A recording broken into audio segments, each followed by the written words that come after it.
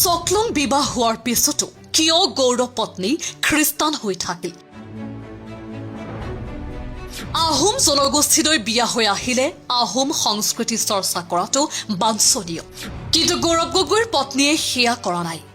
শীঘ্ৰে পত্নীক হিন্দু ধৰ্মলৈ আনিবলৈ গৌৰৱ গগৈক দাবী। দিছপুৰ প্ৰেছ ক্লাবত তাই আহোম যুৱ পৰিষদৰ সংবাদমেলত গৌৰৱ গগৈ সন্দৰ্ভত বহু গুৰুতৰ অভিযোগ উত্থাপন কৰিলে সংগঠনটোৱে। সংবাদমেলত সংগঠনটোৰ বিষয়ববীয়াই কয় যে কংগ্ৰেছৰ ছচিয়েল মিডিয়াত কাম কৰা মুছলমান বা মিয়াসকলক আহোম উপাধিৰ দ্বাৰা একাউণ্ট চলাবলৈ দিছে। ইয়াক লৈ গৌৰৱ গগৈক গৰিহণা দিয়ে সংগঠনটোৰ বিষয়ববীয়াসকলে। গৌৰৱ গগৈৰ ল'ৰাৰ নাম কৈ টাইপাৰ প্ৰশ্ন, সকলং কৰাৰ পাছত পত্নী সন্তান সেই ধৰ্মলৈ উন্নীত হয়, কিন্তু গৌৰৱ গগৈৰ ক্ষেত্ৰত কিয় তেনে নহল? তৰুণ গগৈৰ পুত্ৰৰ বাবে গৌৰৱ গগৈক প্ৰশ্ন নকৰিম নেকি? অতি শীঘ্ৰে পত্নীক হিন্দু ধৰ্মলৈ আনিবলৈও গৌৰৱ গগৈক দাবী জনায় সংগঠনটোৱে। এইটো আমি গৌৰৱ গগৈ ডাঙৰ প্ৰশ্ন কৰিছো যে আপুনি অতি শীঘ্ৰে আমাৰ ধৰ্মলৈ আপোনাৰ ল'ৰা ছোৱালীকেইটাক আপোনাৰ পৰিবাৰক মানে অনাটো জৰুৰী।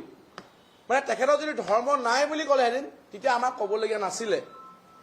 তেখেতৰ ধৰ্ম নাই বুলি কোৱা ক'বলগীয়া নাছিলে, কিন্তু আমি ক'বলগীয়া এটা কথা হ'ল যে তেখেতৰ ল'ৰা ছোৱালীৰ ধৰ্মটো খ্ৰীষ্টান বুলি লিখাৰ কাৰণে আমি ক'বলৈ বাধ্য হৈছোঁ।